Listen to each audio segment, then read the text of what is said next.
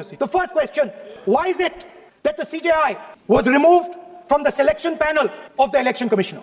What motivation could there be to remove the CJI? 1950 से 1989 चुनाव आयोग एक सदस्यीय था। प्रावधान क्या था? कोई कानून नहीं था। प्रधानमंत्री जी फाइल भेजते थे राष्ट्रपति जी को और राष्ट्रपति जी नोटिफिकेशन बहाल नहीं करते। तो भाई उस वक्त बरोबर चुनाव था। ये 50 से लेकर 2023 तक कोई कानून नहीं।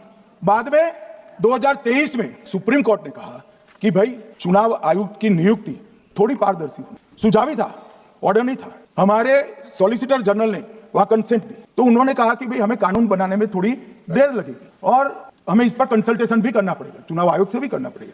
तो उन्होंने कहा ठीक है, अगर आप सहमत है तो जब तक कानून नहीं बनता चीफ जस्टिस ऑफ इंडिया की अध्यक्षता में एक कमेटी बने और प्रधानमंत्री और विपक्ष के नेता इसके मेंबर। हमें कोई आपत्ति नहीं थी, हमने हाँ बोला था और विपक्ष के नेता भी थे, प्रधानमंत्री थे और सीजे। 2023 में कानून बन गया। कानून क्या बना?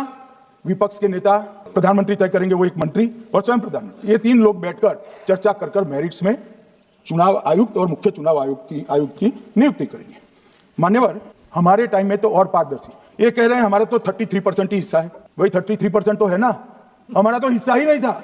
In December 2023, this government changed the law. They changed the law to make sure that no election commissioner could be punished for any action they take while they are election commissioner. Immunity. Why would the Prime Minister and Home Minister give this gift of immunity to the election commissioner? मान्यवर, representation of the people act 1950 में ही ECI के अधिकारियों को जो immunity प्राप्त है उससे जरा भी बढ़ोतरी नहीं करी। हमने सिर्फ रिप्रेजेंटेशन ऑफ 1951 के एक्ट को पुनरावृत्ति की है।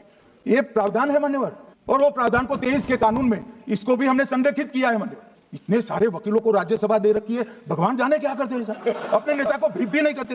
And finally, why was the law with regards to CCTVs and the data that they contain changed? Why was a law put in place that allows the election commission to destroy CCTV footage 45 days after the election? What is the need? मान्यवर, प्रावधान क्या है?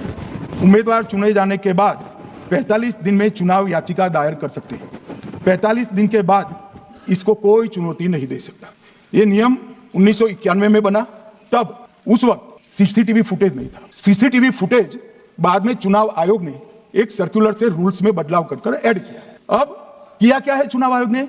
CCTV footage का जो record है उसको जन प्रतिनिधित्व अधिनियम की 1951 की धारा 81 के साथ संरक्षित किया है, मतलब अलाइन किया है कि 45 दिन के बाद कोई डिस्प्यूट की प्रोविजन ही नहीं है एक्ट में, तो 45 दिन के बाद ये सीसीटीवी फुटेज क्यों रखना? अब इतनी सादी समझ नहीं है सब। मैं क्या कर सकता हूँ? सब समझ के कोई इंजेक्शन नहीं होते जो भ्रम से दे दिया।